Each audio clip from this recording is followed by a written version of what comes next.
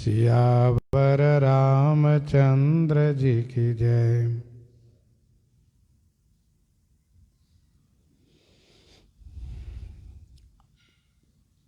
गोस्वामी जी महाराज पूर्व प्रसंग में वर्णन किए श्री कौशल्या जी ने महारानी श्री सुनैना जी से यह कहा कि हमें तो अब ईश्वर का ही सहारा है, अथवा तो श्री मिथिलेश जी मेरे सहायक हैं। यह सुनकर के श्री सुनैना जी ने कहा कि हे देवी, आपका इस प्रकार से कहना, आप जो इस प्रकार से कह रही हैं, यह आपके लिए शोभनीय है, उचित है, क्योंकि आप श्री चक्रवर्ती महाराज की महारानी हैं और रघुनंदन श्री राम जी की माता हैं। समर्थ लोग अपने से छोटे लोगों को आदर करते हैं। प्रभु अपने नीचहूं आदरहि का मतलब अपने से छोटे लोगों को आदर करते हैं, और इसी में उनकी शोभा भी है। अग्नि हमेशा धूम को अपने सिर पर रखते हैं और पर्वत तिनका को अपने सिर पर रखते हैं। जहां तक महाराज मिथिलेश की बात रही, तो महाराज मिथिलेश कर्म मन वाणी से आपके सेवक हैं। आप जो आज्ञा करेंगे उससे अवश्य पालन करेंगे। आपकी सहायता भला हम कैसे कर सकते हैं? सहायता तो बड़े लोग करते हैं अथवा बराबर वाले करते हैं। हां, आपकी सहायता महेश भवानी कर रहे हैं और करते रहेंगे। आपके सहायक के योग रौरे अंग, अंग माने सहायक, आपके सहायक के जोग जगत में कौन है? अर्थात कोई भी नहीं है। की माने क्या? सूर्य की सहायता करके, दिनकर की सहायता करके दीपक शोभा को पा सकता है? अर्थात नहीं। अथवा दीपक की सहायता से क्या सूर्य की शोभा हो सकती है? अर्थात नहीं। दीपक एक घर के अंधकार को दूर करता है,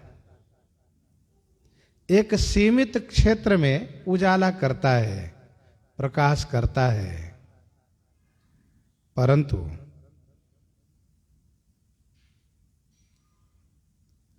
सूर्य तो पूरे ब्रह्मांड में प्रकाश करते हैं, उजाला करते हैं। तो सूर्य की सहायता करके दीपक भला कैसे शोभित हो सकता है?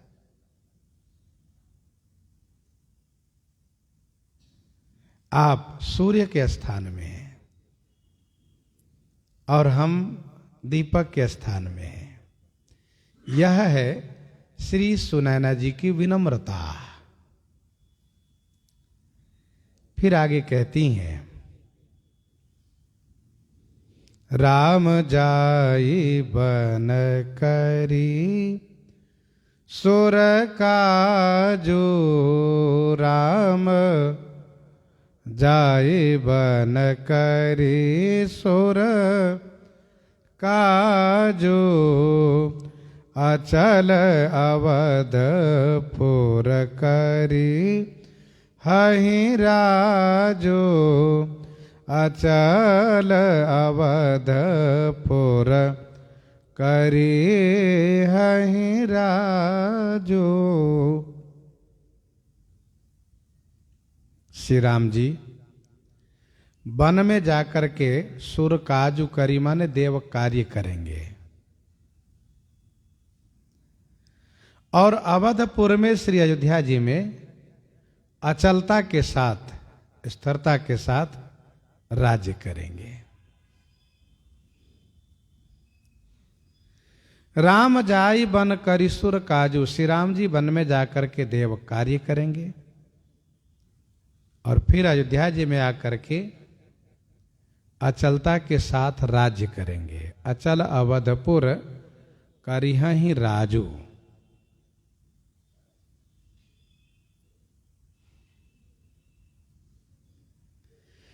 श्री राम जी का संकल्प सत्य है, जो वे संकल्प लेते हैं उससे अवश्य पूरा करते हैं।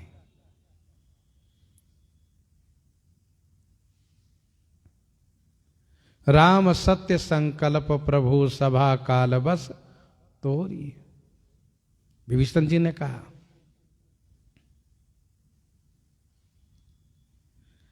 देव कार्य करेंगे अर्थात सब देव रावण द्वारा, असुरों द्वारा त्रस्त हैं, बल्कि रावण के कारागार में बंद है, लोकप जाके बंदी खाना। इसलिए देव कार्य करेंगे, देवताओं को रावण के चंगुल से मुक्त करेंगे और फिर अयोध्या जी में आकर के बड़ी स्थिरता के साथ राज्य करेंगे। अमर नाग नर राम बाहुबल, सुख बसिहहि अपने अपने थल। अमर नाग नर राम बाहुबल, अमर नाग नर राम बाहुबल, सुख बसिहहि अपने अपने थल। अमर देवता नाग पाताल के, नर भूलोक के, स्वर्ग के अमर, पाताल के नाग, भूलोक के नर। राम बाहुबल, श्री राम जी के बाहुबल में अपने अपने थल सुख बसिहहि, अपने अपने थल में सुख पूर्वक निवास करेंगे। सुख बसिहहि अपने अपने थल। अमर नाग नर राम बाहुबल, सुख बसिहहि अपने अपने थल।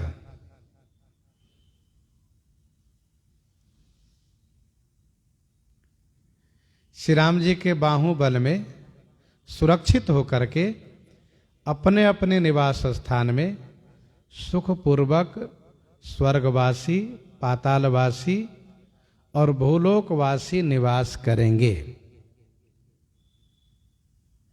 अर्थात त्रैलोकवासी रावण से त्रस्त हैं।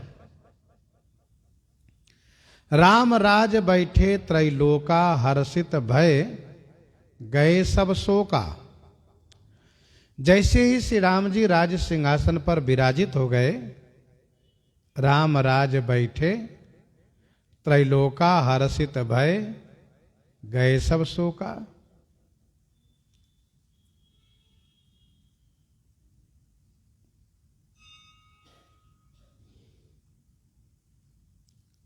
गीतावली उत्तरकांड 13 पद में गोस्वामी जी ने लिखा है, दशमुख विवश त्रैलोक लोकपति। दशमुख विवश त्रैलोक लोकपति, विकल बिनाए नाक चना है। दशमुख विवश त्रैलोक लोकपति विकल बिनाए नाक चना है। त्रैलोक वासियों को दशानन ने नाको दम कर रखा है। गोस्वामी जी कहते हैं कि नाक से चना उठवाया है रावण सबसे। यह कष्ट की पराकाष्ठा है, दुख की पराकाष्ठा है, नाको दम हो जाना। मानस जी में गोस्वामी जी ने लिखा कि रावण आवत सुने सकोहा देवन तके मेरुगिरी खोहा। रावण आवत सुने सकोहा देवन तके मेरुगिरी खोहा। किन्नर सिद्ध मनुज सुर नागा हठि सब ही के पंथ ही लागा। किन्नर सिद्ध मनुज सुर नागा हठि सब ही के पंथ ही लागा।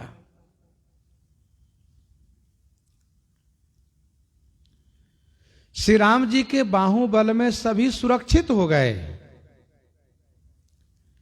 कवितावली उत्तरकांड 58 पद में गोस्वामी जी ने लिखा, कवितावली उत्तरकांड 58 पद में, आय शुभो लोकनी सिधारे लोकपाल सब।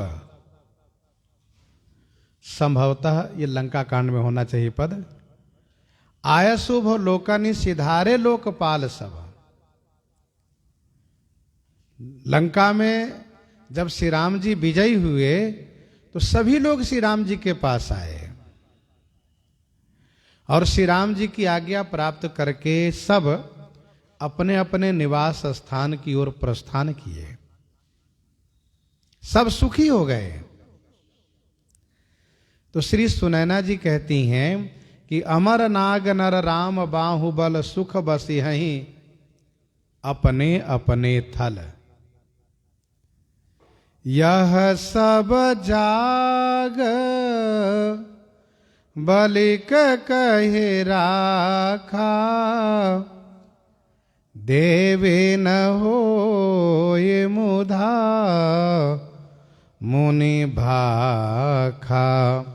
देवे न हो ये मुधा मुनि भाखा। यदि श्री कौशल्या जी जानना चाहेंगी कि महारानी आप इन सब बातों को कैसे जानती हैं, तो श्री सुनैना जी ने कहा कि यह सब महर्षि श्री याज्ञवल्क्य जी ने पहले ही कह रखा है। हे देवी मुनि भाखा मुधा न होई। मुनि का भाखा माने कहा हुआ, मुधा माने झूठा नहीं होगा। यह सब जाग बलिक कहे राखा।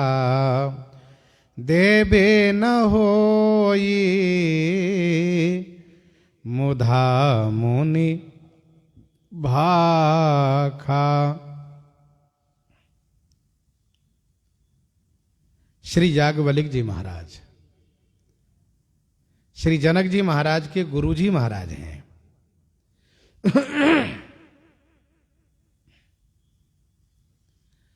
और इनके ऊपर भगवान की ऐसी कृपा है कि श्री रामचरित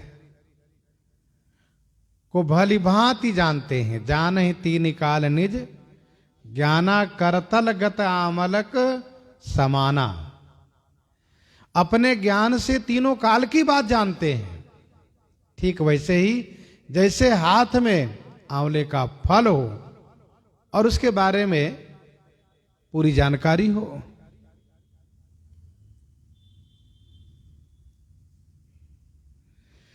श्री याज्ञवल्क्य जी महाराज ने श्री काकभूषुंडी जी महाराज से श्री रामचरित प्राप्त किए हैं। तहिसन याज्ञवल्क्य पुनि पावा, और इन्होंने महर्षि श्री भरद्वाज जी को सुनाया है तीर्थराज प्रयाग में।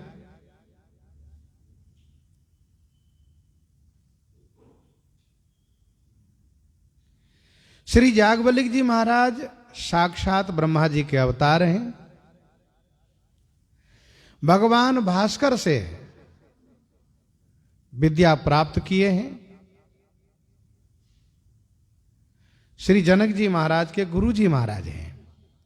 गीतावली बालकांड 85 पद में गोस्वामी जी ने लिखा है कि जोगी जाग बलिक प्रसाद सिद्धि लही है।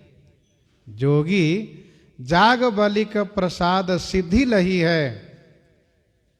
श्री याज्ञवल्क्य जी के द्वारा इन्होंने सिद्धि प्राप्त की है श्री जनक जी महाराज ने।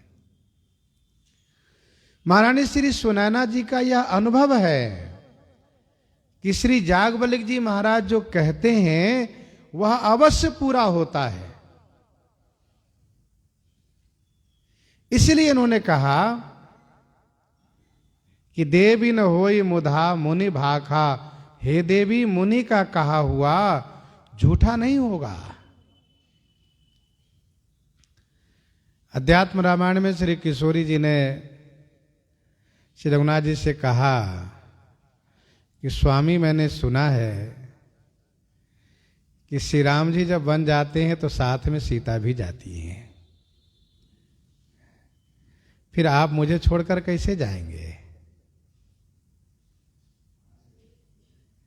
इसका मतलब यह है कि श्री जनक राज परिवार को श्री याज्ञवल्क्य जी ने खूब कथा सुनाई है, श्री राम कथा से परिचित कराया है।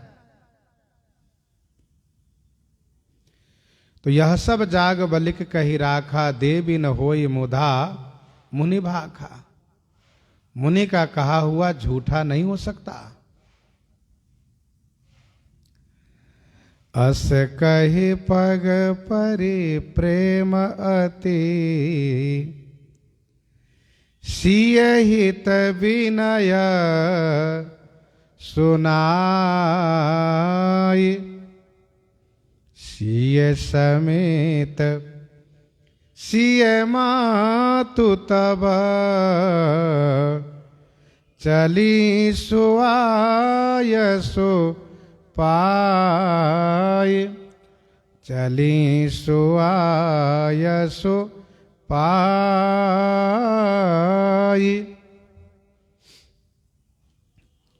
अस कहि पग परि प्रेम अति सिय हित विनय सुनाई। ऐसा कह करके श्री सुनैना जी पुनः एक बार श्री कौशल्या जी के चरणों में प्रणाम किए। अस कहि पग परि, अति प्रेम से सिय हित विनय सुनाई। सिय हित श्री सीता जी के वास्ते विनती की। आपकी यदि आज्ञा हो तो सीता जी मेरी साथ चल करके और मिथिला वासियों से अर्थात मायके वालों से, परिवारजनों से मिलकर आ जाएं। श्री कौशल्या जी ने सहर्ष अनुमति दे दी। कहा ठीक है, तो बहुत अच्छी बात है। अब इसमें पूछने क्या बात है?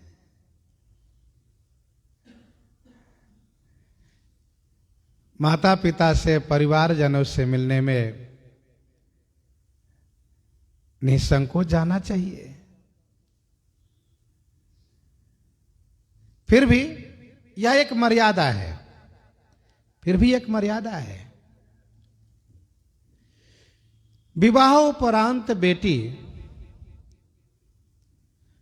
अपने ससुराल वालों की हो जाती है, ससुराल वालों के अधिकार में हो जाती हैं, फिर मायके वालों के लिए अतिथि मेहमान के रूप में रह जाती है।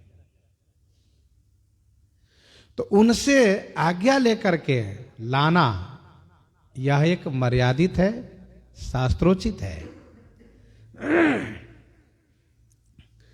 अस कहि पग परि प्रेम अति सिय हित विनय सुनाई। यही तो मानव जी में शिष्टाचार मर्यादा की शिक्षा है। ऐसा नहीं कि किशोरी जी अपनी मां से मिली और चल दी, सो नहीं। श्री सुनैना जी ने श्री कौशल्या जी से बड़ी विनती की है, विनम्रता पूर्वक, और दबे शब्दों में कहा है कि यदि आपकी आज्ञा मिले तो सीता जी मेरी साथ चल करके सबसे मिल लें। सुआय सुपाई, गोस्वामी जी कहते हैं सुआय सुपाई, सुंदर आज्ञा पा करके तब सिए मातु, सिए समेत चलिए। सुंदर आज्ञा पा करके तब सिए मातु श्री सुनैना जी श्री सीता जी को साथ में लेकर के चली हैं। प्रिय परिजन ही मिली वैदेही,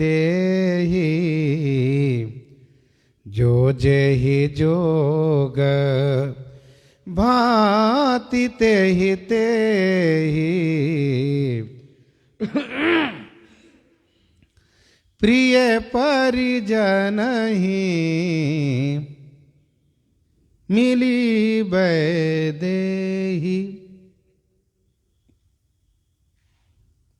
वैदेही श्री विदेह राज की कन्या विदेह नंदिनी जी प्रिय परिजन ही मिली, अपने प्रिय परिजनों से मिली। मैके से जो आए हैं इन सब से मिली। गोस्वामी जी एक और बढ़िया शब्द दे रहे हैं कि जो जहि जोग भांति तेहि तेहि। जो जहि जोग का मतलब जो जिस योग्य हैं, जो जिस योग्य हैं तेहि भांति तेहि, उसी प्रकार से उनसे मिली। ध्यान दीजिएगा, व्यवहार में यथा योग का अनुपालन करना चाहिए। व्यवहार में यथा योग का पालन करना चाहिए। तसी पूजा चाहिए जस देवता, ये होना चाहिए।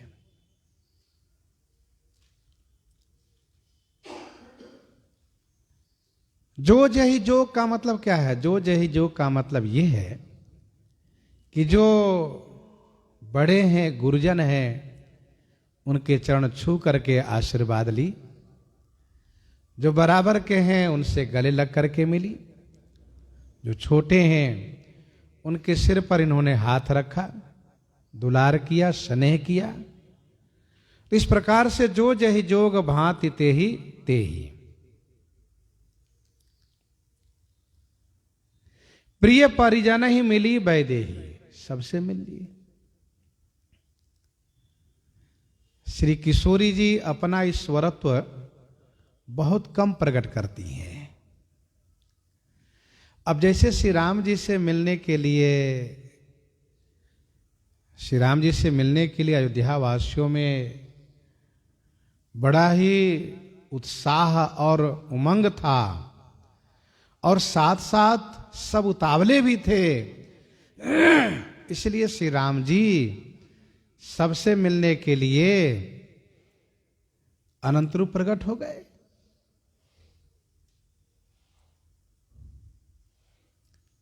सानो जो मिली पलमहु सब काहू, किन्ह दूरी दुख दारुण दाहू। वैसे ही श्री किशोरी जी से मिलने के लिए मिथिला से आए हुए जो इनके परिजन हैं, कुटुंबी लोग हैं, सब बड़े उतावले हैं, बड़े उत्साहित हैं।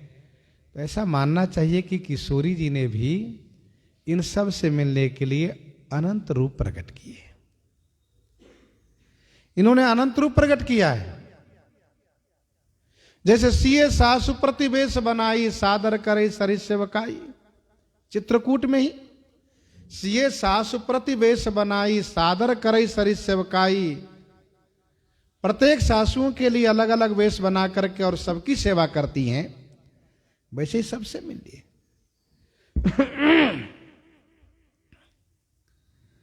जो जहि जोग भांति तेहि तेहि।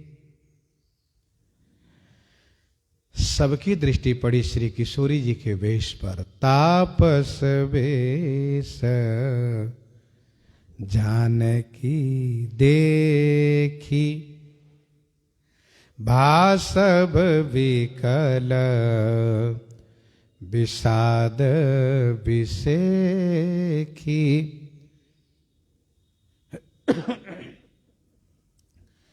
तापस बेश जानकी देखी, भासब विकल विषाद विषेखी। तापस वेश माने तपस्विनी वेश में श्री जानकी जी को देखा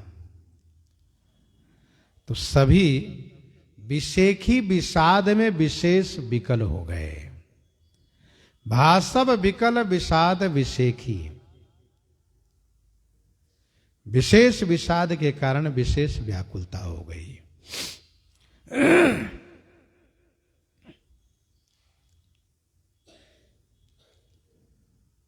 सबने देखा कि किशोरी जी तपस्विनी वेश में है।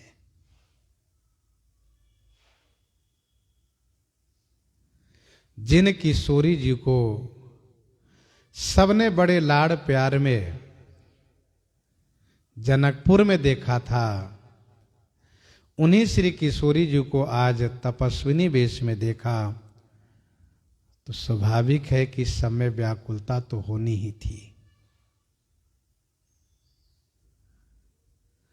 परिवार पुरजन मोहि राजहि, प्राण प्रिय सिय जानबी।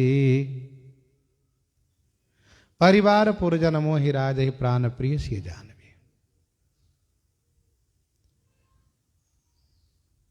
इस सबके प्राण के प्रिय हैं किशोरी जी, प्राण के प्रिय, प्राण से भी अधिक प्रिय हैं। तो आज सभी ने अपने अपने प्राणों को तपस्विनी वेश में देखा, सब व्याकुल हो गए। श्रृंगबेरपुर में तब अयोध्या जी से चलने पर दूसरी रात्रि का विश्राम था, तो वहां के लिए गोस्वामी जी ने लिखा है कि कनक बिंदु दुई चारिक देखे, राखे शीश सिए सम लेखे। अरण्य कांड के प्रसंग में गोस्वामी जी महाराज ने यह कहा कि श्री अनुसुईया माता ने दिव्य बसन भूषण पहिराई। इसका मतलब ये हुआ कि सामान्य वेश में रहती है,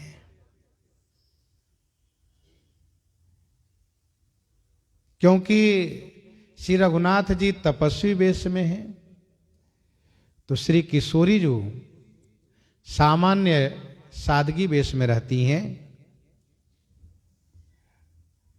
जो एक सौभाग्यवती स्त्री का वेश है, पहनावा है सादगी वेश में, उस वेश में आप रहती हैं। गोस्वामी जी ने यहाँ कहा कि तापस वेश तपस्विनी वेश है। श्री जनक जी महाराज को सूचना मिली कि बेटी आई हैं अपने डेरे पर।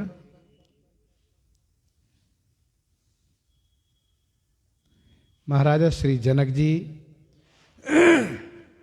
बड़े विह्वल होने लगे।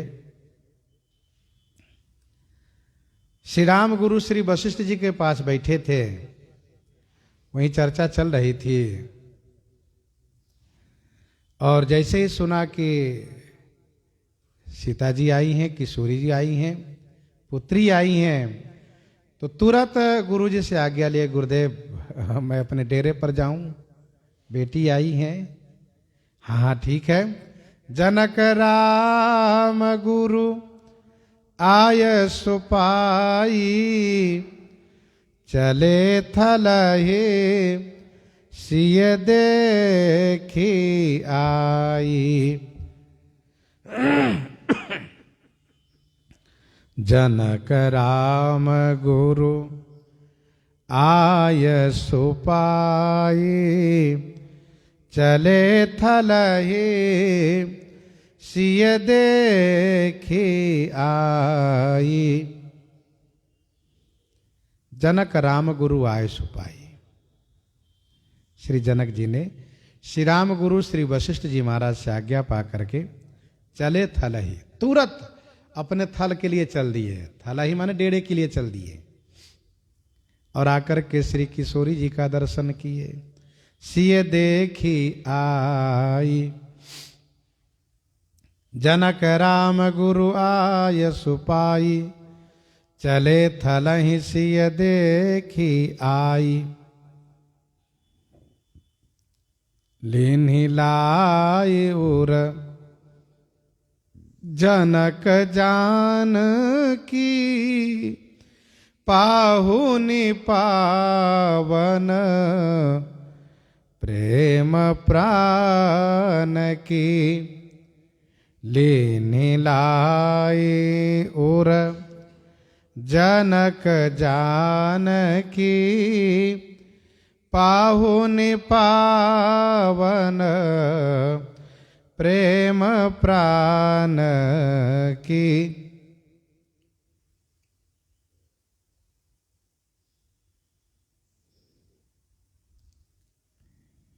विदाई के समय में महाराजा श्री जनक किशोरी जी को हृदय से जब लगाए तो ज्ञान की महामर्यादा मिट गई थी।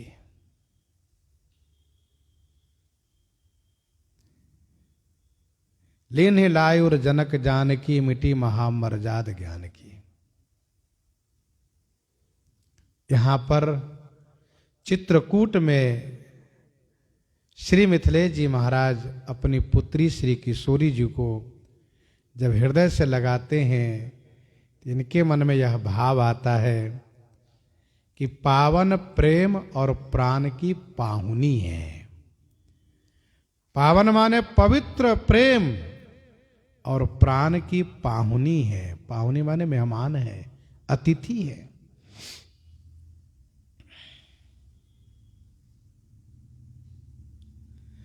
श्री मिथिलेश जी के हृदय में श्री किशोरी जी के प्रति पवित्र प्रेम व उमड़ा, जिसको कहते हैं भक्ति। ध्यान दीजिएगा, पवित्र प्रेम भक्ति संज्ञक है। पवित्र प्रेम और प्राण दोनों की पाहुनी है ये। वैसे भी विवाहोपरांत बेटी पिता के लिए मेहमान ही हो जाती हैं।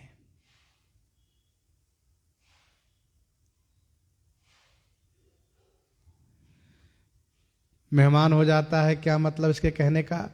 इसका मतलब यह है कि बेटी फिर पिता के अधीन नहीं रह जाती हैं, वो पति के अधीन हो जाती हैं। और पाहुन स्वतंत्र होता है। पाहुन स्वतंत्र होता है, उनकी इच्छा पर है वो रहें या जाएं, उनको आप जबरदस्ती नहीं रोक सकते।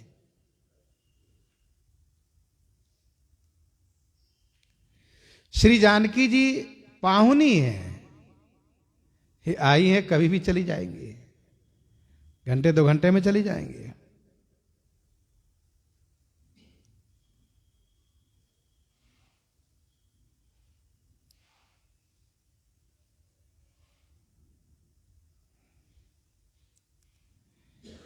पाहुन पावन प्रेम प्राण की।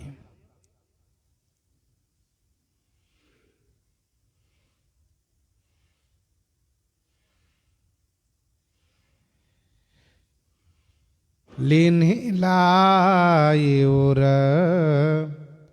जनक जान की, पाहुनि पावन प्रेम प्राण की।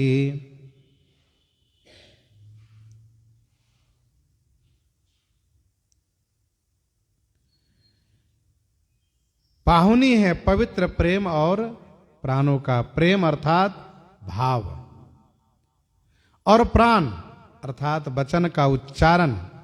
अभिप्राय यह है कि इस समय भाव की वाणी बिना हमारा कुछ कहे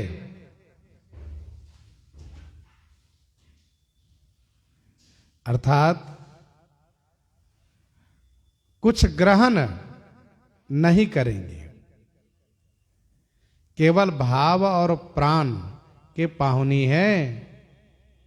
यदि वनवास का समय न होता, यदि वनवास का समय न होता तो मैं विशेष सम्मान करती। बेटी विवाहोपरांत जब मैके में जाती है तो उनका विशेष सम्मान होता है, लेकिन ये वनवास का समय है, यहां पर केवल भाव और प्राण से ही इनको सम्मानित किया जा सकता है, वस्तु से नहीं। कुछ ग्रहण नहीं करेंगे।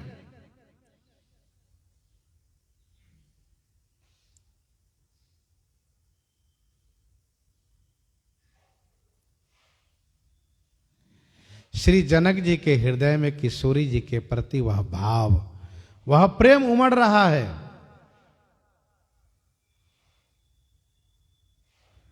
गोस्वामी जी आगे एक रूपक के माध्यम से इस भाव प्रेम को वर्णन कर रहे हैं। उर उमगे अम्बुधि अनुरागु भयउ भूप मन मनहु प्रयागु उर उमगेऊ अम्बुधि अनुरागु।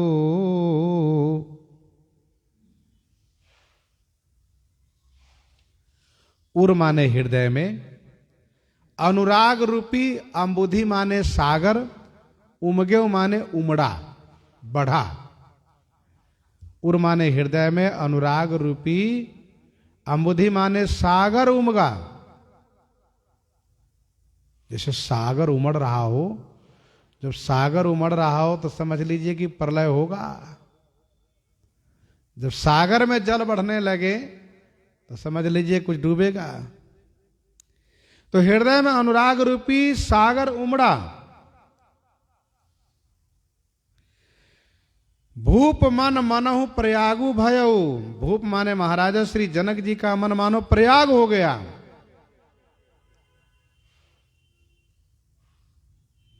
ध्यान दीजिए, गोस्वामी जी ने पहले कहा है कि पावन प्रेम और प्राण।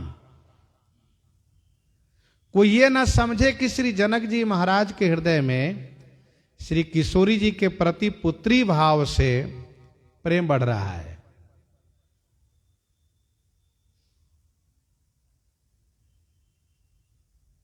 पुत्री भाव से प्रेम बढ़ता है, ये स्वाभाविक है। लेकिन श्री जनक जी ज्ञानी हैं, और ज्ञानी को संसार में देह गेह में प्रेम नहीं होता है, अहंता ममता नहीं होती है उनमें। इसलिए गोस्वामी जी ने एक शब्द रखा अनुरागु। अनुराग होता है भगवान में, भक्ति में, ईश्वरीय है। इसलिए गोस्वामी जी ने कहा कि अनुराग उमड़ रहा है, न कि मोह। जब पुत्री में प्रेम उमड़ता है तो कहा जाता है कि यह मोह इनका उमड़ रहा है, बेटा बेटी में मोह बढ़ रहा है। लेकिन भगवान में यदि पुत्री भाव से, सियाराम श्री किशोरी जी में भगवान में किसी संबंध भाव से, भगवती किशोरी जी में पुत्री भाव से, श्री राम जी में जमाता के भाव से यदि अनुराग उमड़ रहा है तो साथ साथ ऐश्वर्य भाव भी है। ये तो परमात्मा है, ये तो सर्वेश्वर हैं, ये तो आदिशक्ति हैं। इस भाव से जो प्रेम उमड़ रहा है ये मोह संज्ञक नहीं है, ये है अनुराग संज्ञक। ये ध्यान देना है आपको। सामान्य व्यक्ति का जब अपनी पुत्री के प्रति, पुत्र के प्रति जब प्रेम बढ़ता है तो ज्ञानी कहते ये प्रेम नहीं है, ये मोह है। लेकिन भगवान में जब प्रेम बढ़ता हो तो उसको कहते हैं अनुराग है। ये महाराज का मन प्रयाग हो गया। अब देखिए, पावन प्रेम है, प्रेम बढ़ा, अनुराग बढ़ा तो मन प्रयाग हो गया, अर्थात मन पवित्र तीर्थराज हो गया। भयो भूप मन मनहु प्रयागो। और प्रयाग कहते हैं किसे? प्रयाग उसे कहते जहां राम भगति जहां सुरसरी धारा सरसई ब्रह्म विचार प्रचारा विधि निषेधमय कलिमल हरणी करम कथा रविनंदनी बरनी हरिहर कथा विराजति बेनी। प्रयाग उस स्थल का नाम है जहां श्री गंगा यमुना सरस्वती जी हैं, तीनों का जहां समागम है। तो जहां कर्म ज्ञान उपासना तीनों का समागम जिस हृदय में हो वही मन प्रयाग हो सकता है, उसी को प्रयाग कह सकते हैं। यूं ही सब हृदय को प्रयाग नहीं कह सकते। समय समय पर गोस्वामी जी ने कहा है कि भाई अपने हृदय को अयोध्या जी बनाओ, अपने हृदय को जनकपुर बनाओ, अपने हृदय को प्रयाग बनाओ, अपने हृदय को चित्रकूट बनाओ। एक भक्त ने पूछा गोस्वामी जी से कि महाराज अपने हृदय को लंका बना ले तो कहा इसमें कोई हानि नहीं, लंका बना लो पर विभीषण अपने आप को बन जाओ। अपने हृदय को लंका भी बना सकते, कोई हानि नहीं है, पर अपने आप को जीव को विभीषण बना के रखो। जीव भवदंग्री सेवक विभीषण, ये होना चाहिए। किसकिंधा बनाओ हृदय को, तो वहां पर सुग्रीव बन के रहो, अर्थात भगवान से जुड़ करके चलो, ये कहने का आशय है। तो श्री जनक जी महाराज के हृदय में जो अनुराग रूपी सागर का जब हिलोर बढ़ा तो गोस्वामी जी ने कहा है कि इनका मन तो प्रयाग हो गया। भयो भूप मन मनो प्रयाग, पवित्र हो गया। और पवित्र हुआ तो वहां और क्या दिखा, कहा सिय स्नेह बट बाढ़त जोहा तापर राम प्रेम शिशु सोहा। सिय स्नेह बट बाढ़त जोहा तापर राम प्रेम शिशु सोहा। सिय स्नेह बट बाढ़त जोहा। श्री सीता जी में जो स्नेह है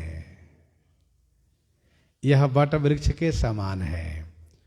उस बट वृक्ष को बाढ़त जोहा, बाढ़त जोहा माने बढ़ते हुए श्री मिथिलेश जी ने देखा।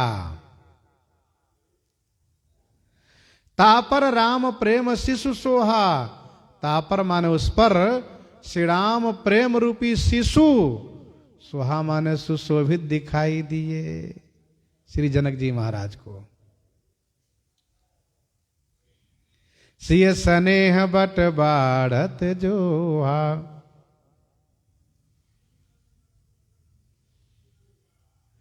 किशोरी जी को हृदय से लगाते ही श्री जनक जी महाराज के हृदय में समुद्र आनंद अनुराग समुद्र में बाढ़ आई, अनुराग रूपी समुद्र बढ़ा। श्री महाराज का मन तीर्थराज प्रयाग हुआ और उस प्रयाग में श्री सीता जी के प्रति ईश्वरत्व भाव से जो स्नेह है, मेरी पुत्री भगवती है, जगत जननी है, जगत माता है, इन्होंने कृपा करके मुझे पिता होने का गौरव प्रदान किया है। तो सिय स्नेह बट बाढ़त जोहा, वह अक्षय बट के समान बढ़ते हुए महाराज ने देखा।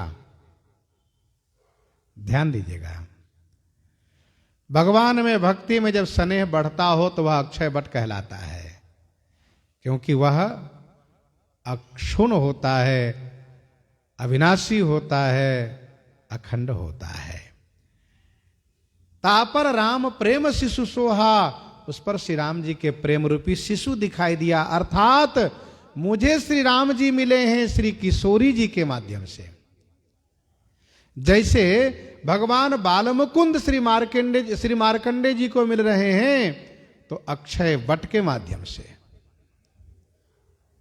सिय स्नेह बट बाढ़त जोहा तापर राम प्रेम शिशु सोहा। अब गोस्वामी जी स्पष्ट कर रहे हैं कि चिरजीवी मुनि ज्ञान विकल जनु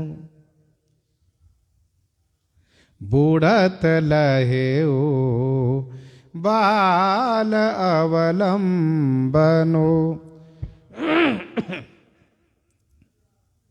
ज्ञान मुनि चिरंजीवी हैं।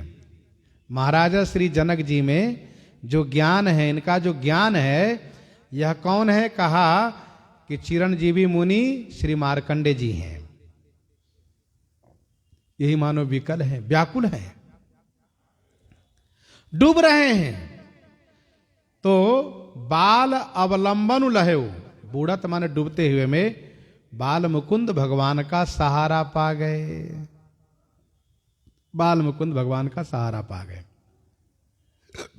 श्री जनक जी महाराज का ज्ञान ही श्री मार्कंडे मुनि है, जो चिरंजीवी हैं।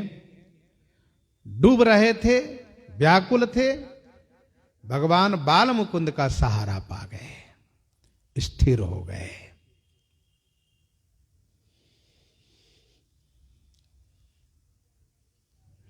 श्री मार्कंडे जी की कथा श्रीमद् भागवत जी के 12 स्कंद में है।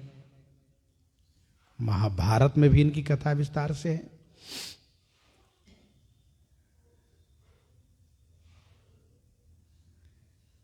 वैसे चिरंजीवी 7 के एक साथ स्मरण किए जाते हैं। चिरंजीवी 7 महान पुरुषों के एक साथ स्मरण किए जाते हैं। अश्वत्थामा, बलिर्व्यासो, अश्वत्थामा बलिर्व्यासो, हनुमान च विभीषण। अश्वत्थामा बलिर्व्यासो, हनुमान च विभीषण, मार्कंडेयो जैमिनिश्च सप्तैते चिरजीविना। वैसे और भी चिरंजीवी हैं, लेकिन इन 7 के एक साथ स्मरण किए जाते हैं। अश्वत्थामा, बलिर्व्यासो, हनुमान च विभीषण, मार्कंडेयो जैमिनिश्च सप्तैते चिरजीविना। विनय पत्रिका पद संख्या 60 में गोस्वामी जी ने लिखा है, मार्कंडे मुनिवर्य हित, मार्कंडे मुनिवर्य हित, बिना ही कल्पांत प्रभु प्रलयकारी। बिना ही कल्पांत प्रभु प्रलयकारी। गोस्वामी जी के विचार में प्रलय का समय नहीं था, लेकिन भगवान प्रलय इनको दिखा दिए। श्री मार्कंडे जी महाराज श्री मृकंडू जी के पुत्र हैं। श्री मार्कंडे जी महाराज श्री मृकंडू जी के पुत्र हैं। यज्ञोपवीत संस्कारोपरांत इन्होंने सदाचार को पालन करते हुए गुरु जी की आज्ञा में रह करके विद्या प्राप्त किए और जीवन पर्यंत ब्रह्मचर्य रहने का संकल्प लिए। आजीवन मैं ब्रह्मचारी ही रहूंगा।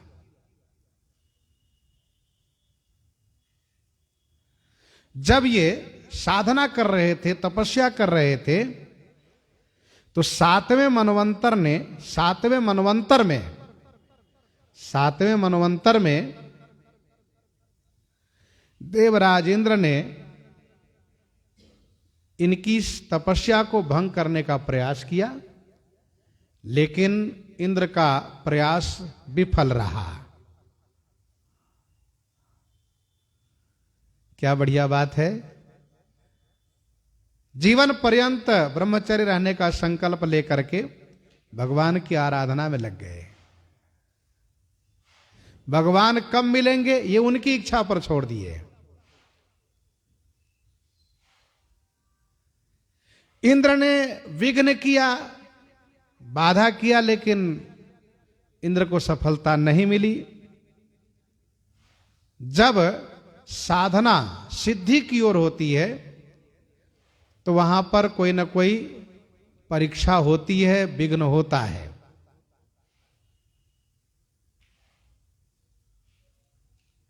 भगवान नर नारायण इन पर प्रसन्न होकर के इनको दर्शन दिए। भगवान नर नारायण ने कहा, मार्कंडे जी आपकी जो कामना हो, इच्छा हो, वरदान मांग लीजिए। मार्कंडे जी ने कहा, प्रभु आपके दर्शन से बड़ी कोई और चीज नहीं है। आपका दर्शन मिल गया, मुझे सब कुछ मिल गया, अब मुझे कुछ चाहिए नहीं, अब मुझे कुछ चाहिए नहीं। फिर भी आप देना चाहते हैं तो आप कृपा करके अपनी माया का दर्शन करा दीजिए। मैंने सुना है आपकी माया के बारे में कि आपकी माया बड़ी विकट है, उनसे पार पाना, उनसे बचना बड़ा कठिन काम है, मुश्किल है। तो मेरे मन में इच्छा है कि मैं आपकी माया को देखूं, माया है क्या। अब देखिए, ये महात्मा के मन की बात। माया एक बीमारी है, माया एक रोग है। जिस बीमारी से, जिस रोग से सब लोग घबराते हैं, डरते हैं, संत महापुरुष कहते हैं, प्रभु माया से बचाइए, भगवान माया से बचाइए। लेकिन अभी महात्मा है, कहते हैं हमको वही बीमारी दीजिए, वही रोग दिखाइए। वो है क्या, उसको हम देखें। तो इस प्रकार से जब इन्होंने प्रार्थना करी तो भगवान ने कहा तथास्तु, आप देख लीजिएगा। कब, ये समय निर्धारित नहीं हुआ है। एक दिन श्री मार्कंडेय जी महाराज पुष्पभद्रा नदी के तट पर बैठे हुए थे। संध्या का समय था। एकदम से चारों तरफ से बादल घिर आया और आवाज आने लगी, घर घर घर घर आवाज होने लगी। चारों तरफ से बादल घिर गया है और चारों तरफ से हवा भी चल रही है। पूरब के, पश्चिम के, उत्तर के, दक्षिण के, चारों तरफ की हवा भी चलने लगी। और ऐसा लगने लगा कि बहुत भयानक वर्षा होगी। और सचमुच वर्षा बहुत तेज से होने लगी, मूसलाधार वर्षा होने लगी। श्री मार्कंडेय जी को देखते देखते इतना पानी गिरा, इतना पानी गिरा कि सारा संसार जलमग्न हो गया। और फिर इन्होंने क्या देखा कि चारों तरफ से समुद्र बढ़ने लगा है।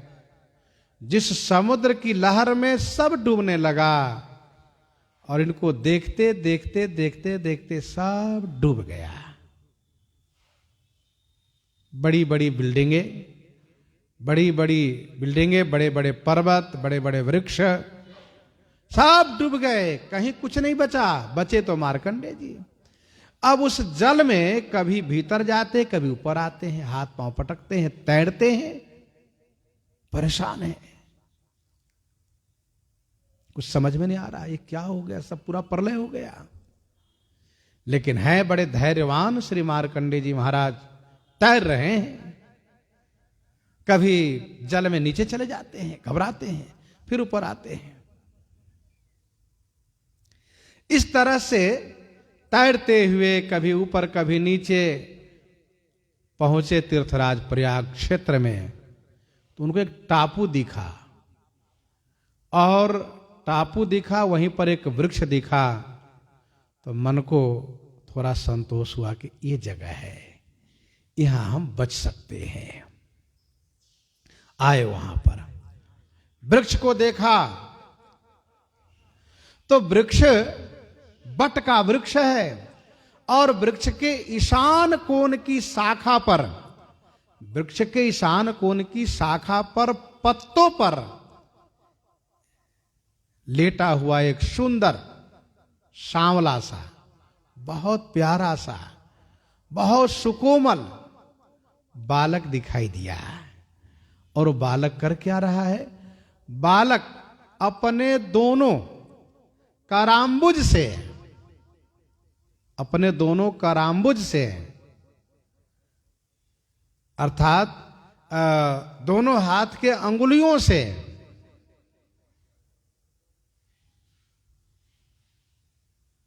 चरणाम्बुज को बरबस कर्षण करते हुए, खींचते हुए अपने मुख के पास ला करके और अपने पदांगुष्ठ को चूस रहे हैं।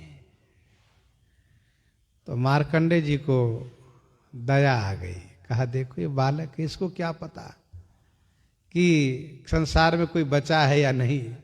ये तो अपनी दुनिया में मगन है, लेटा हुआ है, अपना पदांगुष्ठ पी रहा है। फिर तो मार्कंडे जी के मन में यह जिज्ञासा हुई कि चले हम उनके पास। महाभारत में ऐसा वर्णन है कि भगवान बाल मुकुंद इनकी ओर टुकुर टुकुर देखने लगे और मानो इशारा किए कि आओ मेरे पास आओ। और जब गए तो उन्होंने कहा मेरे मुख में प्रवेश कर जाओ। और ऐसा कह करके जम्हाई लेते हैं, मुख खोलते हैं, मार्कंडे जी भीतर चले जाते हैं। भागवत जी की कथा में यह है कि मार्कंडे जी के मन में स्वाभाविक रूप से जिज्ञासा हुई कि मैं पूछूं तुम कौन हो। जानने की जिज्ञासा, जब पास में गए तो भगवान तुरंत मुंह खोल करके अपने उदरस्थ कर लिए, उदरस्थ कर लिए। और उदरस्थ करके जब उदर में ले गए तो यथावत सब संसार दिख रहा है वहां पर। बहुत काल तक उदर में घूमते रहे। ये भगवान का उदर है। यहां पर चाहे जितने काल तक रहो, इतना बड़ा उदर है, इतना बड़ा उदर है कि यहां से कभी निकलने की आवश्यकता ही नहीं, यदि न चाहे भगवान तो। राम उदर देखे जग नाना, अनंत ब्रह्मांड उदर में है। मार्कंडे जी देखते रह गए। फिर इसके बाद भगवान बहुत कालों के बाद इनको पुनः बाहर निकाले, और जैसे बाहर से निकाले वैसे दम से उसी जल पर गिरे जो प्रलय काल का जल है। अब श्री मार्कंडे जी महाराज उनकी ओर फिर देखे और मन ही मन सोचने लगे, और सोचते सोचते कि ये तो कोई है, और कोई का मतलब यही भगवान है, यही सनातन है, यही सत्य है, यही सच्चिदानंद है। ऐसा सोचते हुए मन में भाव आया कि चल के चरण छूता हूं। और जैसे चरण छूने के लिए गए वैसे ही सरकार बाल मुकुंद भगवान अंतर ध्यान हो गए। और जैसे अंतर ध्यान हुए फिर नीचे की ओर देखा तो फिर संसार ज्यों का त्यों यथावत दिखने लगा। ये मार्कंडे जी महाराज ने देखा।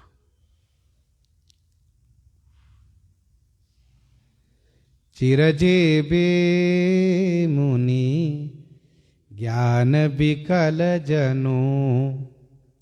भगवान ने फिर मार्कंडे जी को समझाया है कि जो देख रहे हो ये सब मेरा ही रूप है। आपने कहा था माया का दर्शन मैं करना चाहता हूं, मैंने दिखा दिया, आपने देख लिया।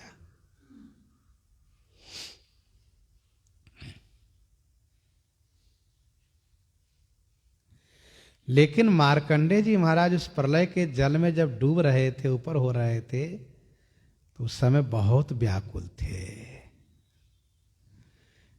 अब आप जरा सोचो, कल्पना करिए, जहां कोई न दिखे, सब समाप्त हो गया हो, और अकेले रह जाए, और जल में फिर न डूब पावे न बच पावे, ऐसी दशा हो, न जिंदा रह पावे न मर पावे, ऐसी दशा हो, तो उसमें क्या व्याकुलता होगी। बड़े बड़े धीर ज्ञानी भी अधीर हो जाते हैं। श्री मार्कंडे जी व्याकुल हो गए थे।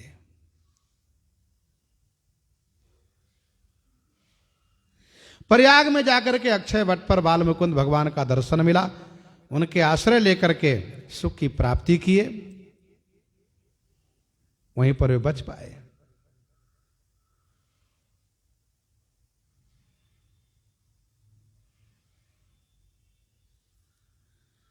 जब श्री जनक जी महाराज पुत्री भाव करके श्री जानकी जी को कंठ से लगाए, हृदय से लगाए, तो महाराज का अनुराग समुद्रवत बढ़ा,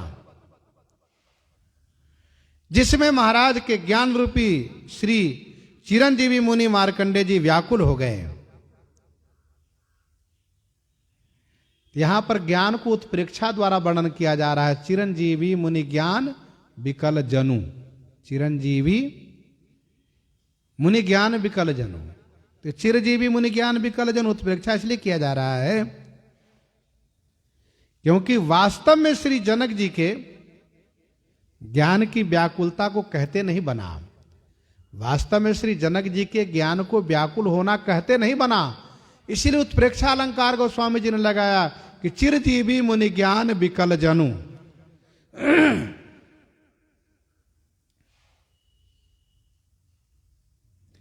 श्री जनक जी महाराज ने उस समय के प्रेम को विचारा कि मुझे तो कुटुंब का मोह तो नहीं होता है, फिर यहां क्यों हुआ? मुझ में जब कुटुंब संबंधित, परिवार संबंधित, अहंता ममता संबंधित, देह गेह संबंधित मोह नहीं होता है। यह जो विचार किया श्री जनक जी ने, तो उस समय विचार करते समय इनका मन तीर्थराज प्रयाग हो गया। ध्यान दीजिएगा, बहुत सरल तरीके से गोस्वामी जी समझा रहे हैं। श्री जनक जी जैसे ही श्री किशोरी जी को हृदय से लगाए, वैसे ही इनका अनुराग समुद्रवत बढ़ा। मोह कह सकते थे, लेकिन भक्ति है इसलिए मोह नहीं कहा गोस्वामी जी ने। अब चूंकि श्री जनक जी का ज्ञान है, इस ज्ञान को व्याकुल कहते नहीं बन पा रहा है, इसलिए गोस्वामी जी ने उत्प्रेक्षा शब्द रखा। जनु मानो इनका ज्ञान चिरंजीवी मुनि है, ऐसा गोस्वामी जी ने कहा।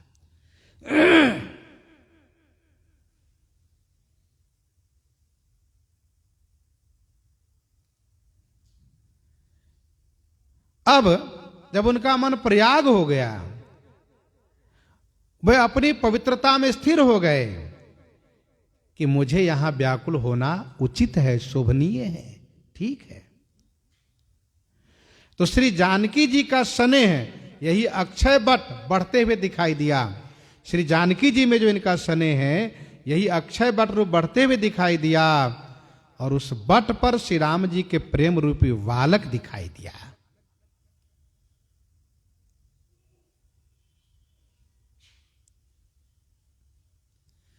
तो इनके मन में समाधान क्या हुआ? श्री जनक जी के मन में समाधान यह हुआ कि श्री सीता जी में मैंने पुत्री भाव से स्नेह नहीं किया है, फिर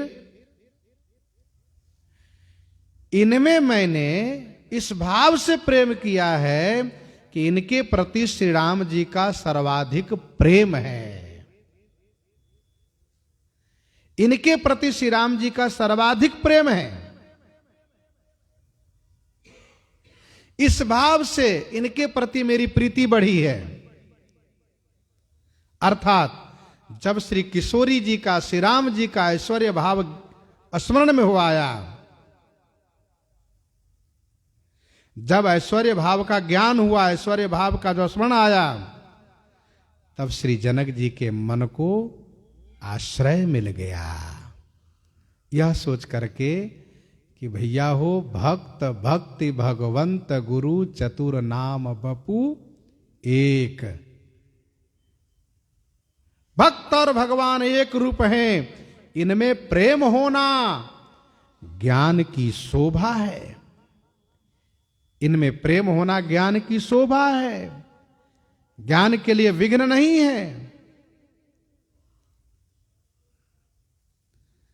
और इसीलिए गोस्वामी जी ने आगे की पंक्ति में कहा, मोह मगन मति नहीं विदेह की महिमा सिए रघुबर स्नेह की। मोह मगन मति नहीं विदेह की। मोह मगन मति नहीं विदेह की। विदेह की मति मोह में मगन नहीं है तो क्या है? गोस्वामी जी ने स्पष्ट किया कि यह तो सिय रघुवर स्नेह की महिमा है। सिय रघुवर स्नेह की महिमा है। ये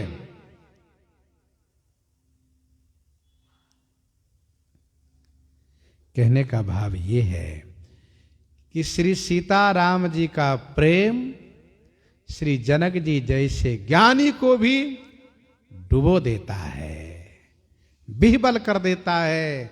जो ज्ञान कहीं कोई लगाव नहीं रखना चाहता, कहीं कोई मोह ममता नहीं करना चाहता, उस ज्ञान को भी श्री सीताराम जी का प्रेम ऐसा डुबाता है, जैसा कि आप श्रीमद् भागवत जी में प्रसंग पढ़ते हैं श्री उद्धव जी का। उनमें बड़ा ज्ञान था, ज्ञान का उन्हें बड़ा अभिमान था, लेकिन श्री किशोरी जी, श्री राधा जी के प्रेम ने, श्री किशोरी जी की कृपा ने उनको प्रेम में ऐसा डुबाया कि जो हंसते थे वो रोने लग गए। ये प्रेम है, महिमा सिय रघुवर स्नेह की। सिय पितु मातु स्नेह बस, बिकल न सके संभारी। धरनि सुता धीरज धरओ, समओ सुधर्म विचारी। समओ सुधर्म विचारी। सिय पितु मातु स्नेह बस, बिकल न सकी संभारी। स्नेह के बस श्री सीता जी के पिता माता विकल हो गए, अपने आप को नहीं संभाल सके।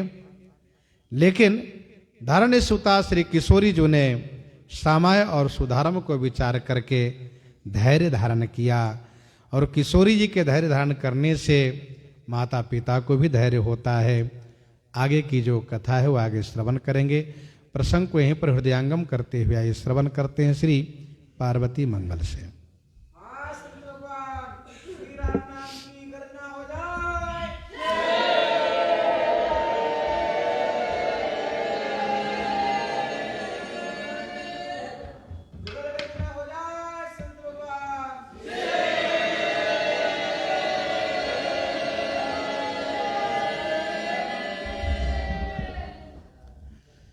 भगवान श्री शंकर जी